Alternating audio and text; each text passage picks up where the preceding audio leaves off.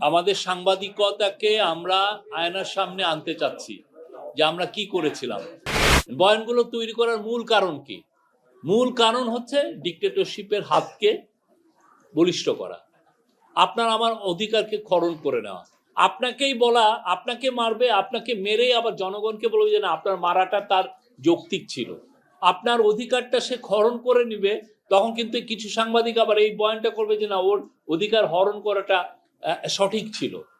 আপনি 15 বছর 1-2 বছর না, আপনি অনেকগুলো ঘটনা, আপনি শাপলা বলেন, মাওলানা সাঈদীর ভার্ডিকের পরের দিন দেখেন, হ্যাঁ আপনি যে সবাই একদিক দিয়ে মানুষ মারছে, কিন্তু হাসি ঠাট্টা হচ্ছে কি এই চাঁদে সাঈদীকে দেখা গেছে।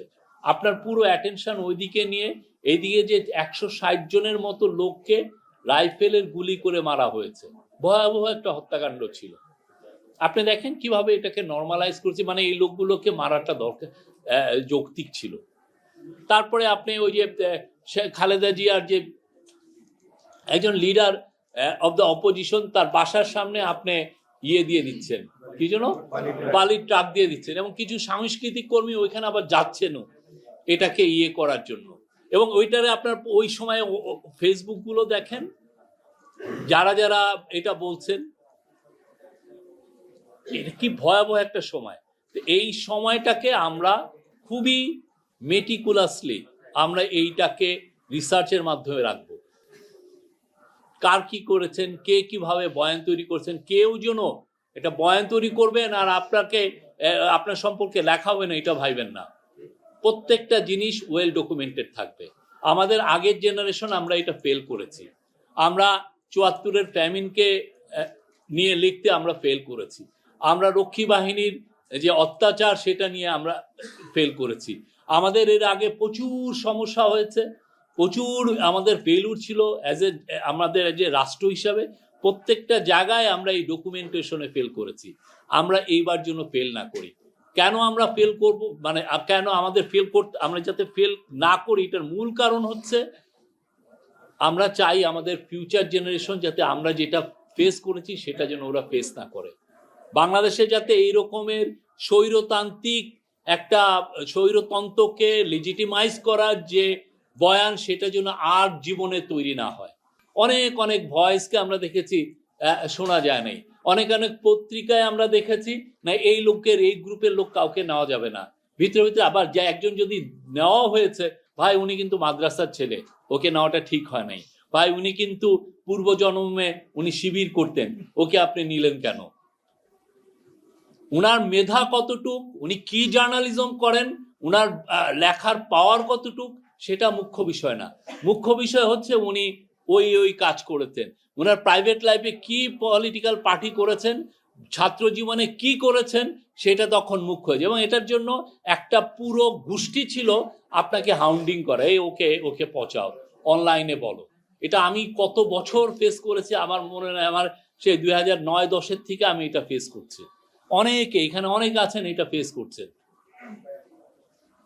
এই যে একটা আপনাকে এই যে এটাকে বলে হচ্ছে যে আমেরিকা এরকম একটা ছিল, এটাকে বলতো রেড টেরর। বড় বড় যারা সিনেমা রাইটার ছিলেন, বড় বড় যারা সিনেমা তৈরি করতেন, ডিরেক্টর ছিলেন, এদেরকে বলা হতো পাবলিকলি, এদেরকে বলা হয়েছে এরা হচ্ছে কমিউনিস্ট সিম্পাথাইজার। এবং এদেরকে নাম বলে বলে এটাকে ম্যাকার্থিজম বলে। আপনারা যদি পারেন একটু দেখে নিন ম্যাকার্থিজমের উপরে।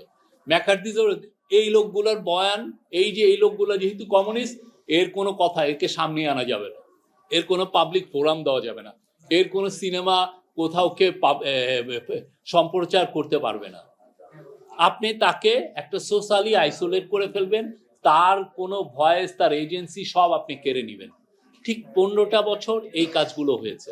এবং যারা করেছেন আমাদের আশেপাশের আমাদের ভাই বোন সবাই, তারাই আপনি দেখবেন যে সে হয়তো আমরা আপনার সাথে রিলেটেড, সে হয়তো আপনার পাড়ার সিনিয়র ভাই, এরাই এই কাজগুলো করেছেন। আমরা নতুন বাংলাদেশ গড়তে চাই। নতুন বাংলাদেশে আমরা রেসপন্সিবল জার্নালিজম করতে চাই, আমরা ক্রিটিক্যাল জার্নালিজম করতে চাই। আমার বিরুদ্ধে যদি কিছু থাকে আপনি লেখেন, জোর গলায় লেখেন, আমাদের বিরুদ্ধে জোর গলায় লেখেন।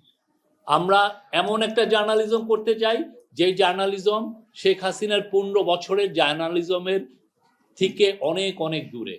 এমন একটা ইন্ডিপেন্ডেন্ট জার্নালিজম, সে প্রত্যেকটা গভর্নমেন্টকেই যেন কাঠগড়ায় দাঁড় করায়, সেটা আজকে ইন্টারিম গভর্নমেন্ট হোক বা পরবর্তীতে পলিটিক্যাল গভর্নমেন্ট হোক।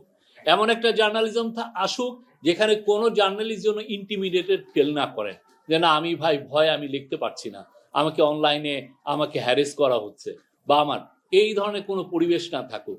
এবং সেই বিষয়ে আমরা কিন্তু কাজও করছি। আপনারা দেখছেন যে আমরা একটা মিডিয়া কমিশন করেছি, এবং মিডিয়া কমিশনের রিপোর্ট আমরা আশা করছি এই মাসের শেষে পাবো। সেটার ফলে এটা নিয়েও আমরা আশা করি যে যখনই রিপোর্টটা হবে, প্রত্যেকটা জার্নালিস্ট গ্রুপ ইনক্লুডিং বিএফইউজে সবাই এটার নিয়ে ডিসকাশন করবেন। দেখেন আপনাদের কথাগুলো এসছে কিনা, আপনারা যেই ধরনের ইন্ডিপেন্ডেন্ট এবং ফ্রি জার্নালিজম আপনারা চান, ফ্রিডম অফ প্রেস যেভাবে চান, সেইটার রিফ্লেকশন এই রিফর্ম কমিশনে আসছে কিনা সেটা আপনারা দেখবেন। এবং আমরা আশা করি আমরা নতুন একটা মানে ফ্রি প্রেস পাবো, যেখানে সবাই অকুত ভয়ের মতো সবাই যে কোনো পাওয়ারফুল পিপলকে তারা যেন অ্যাকাউন্টেবল করতে পারেন, সেটা যত পাওয়ারফুলই হোক, সে আমি হই, আমাদের লিডার হোক, একটা পলিটিক্যাল পার্টির বড় পলিটিশিয়ান হোক, সবাইকে আপনি কাঠগড়ায় দাঁড় করবেন। এটা হচ্ছে জার্নালিজমের কাজ।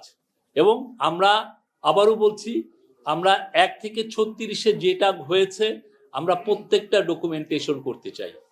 যারা যারা এখানে আমি শুধুমাত্র দেখলাম হচ্ছে টেক্সটের ডকুমেন্টেশন, টেক্সটের বাইরেও তো অনেকগুলো বয়ান তৈরি হয়েছে ইউটিউবে, অনেকগুলো বয়ান তৈরি হয়েছে টক শোতে, আমি নিজে দেখেছি। আমি দু একটা বড় টিভির কথা আমি বলতে পারি, আমি নাম বলছি না, তারা এসে এসে বলছে যে এই স্টুডেন্টদেরকে বলতেছে টেরোরিস্ট। আপনি কখন একজনকে টেরোরিস্ট বলেন? সবাই মিলে টেরোরিস্ট বলা মানে হচ্ছে আপনি এই সাদিক কায়ুমকে আপনি মারার একটা লেজিটিমেসি আপনি তৈরি করছেন। ওকে যখন আপনি টেরোরিস্ট বলবেন, তখন লিগালি আপনি বলবেন যে ওকে মারার একটা বৈধতা আছে। আপনার কাজটা কি? আপনি কেন তাকে আপনি তো স্টুডেন্ট বলতে পারতেন যে আন্দোলন করছে। তারা তো এমন না অস্ত্র নিয়ে সে তো আন্দোলনে আসে নাই, সে তার পা যুগল, হাত যুগল এবং মুখ দিয়ে সে তার কথা বলছে, সেটা নিয়ে তো সে পথে এসছে। কিন্তু দেখা যাচ্ছে তাকে আপনি বলছেন জঙ্গি, তাকে আপনি বলছেন টেরোরিস্ট, তাকে বলছেন যে সে কারো কারো টাকা খেয়ে এটা করছে। আপনি অনেক ধরনের, কোনো সোর্সিং নাই, আপনি অনেক ধরনের আপনি গল্প ফাঁদলেন। ফাদার মূল কারণটা কি? আপনি তার এজেন্সিকে কেড়ে নেওয়া, তাকে হত্যা করার লেজিটিমেসি তৈরি করা। ভয়াবহ জার্নালিজম হয়েছে। যারা এগুলো করেছেন আমি আশা করব তারা আবার ফিরে চান, ফিরে যেয়ে দেখেন আমরা কি জার্নালিজম করেছি। আপনি এটা, আর এটার মূল কারণ কি ছিল? এইগুলো করার মূল কারণ হয়তো একটা পূর্বাচলের প্লট। এই তো এটা পূর্বাচলের প্লট পেলে আপনি একটু ভালো থাকতে পারবেন, বা আপনার টাকা অ্যাকাউন্টসে অনেক টাকা আসবে। আপনার কিছু কিছু দেখছি রিপোর্টও আসছে, এক সাংবাদিকে দেখলাম যে তার ইয়েতে 1000 কোটি টাকার উপরে ট্রানজাকশন হয়েছে। Can you imagine? একটা সাংবাদিকের পক্ষে আপনি যদি খুব ভালো কামান, আমি 20 বছর একটা বড় জায়গায় কাজ করেছি, আপনি যদি ভালো কামান, কয় কোটি টাকা আপনি কামাইতে পারবেন সারা জীবন? এইগুলো হচ্ছে এই যে বয়ান তৈরির যে শিল্পে ওনারা নিয়োজিত ছিলেন, সেটারই এটা হচ্ছে, এটা হলো ফসল ওনারা তাদের অ্যাকাউন্টসে তুলেছিলেন।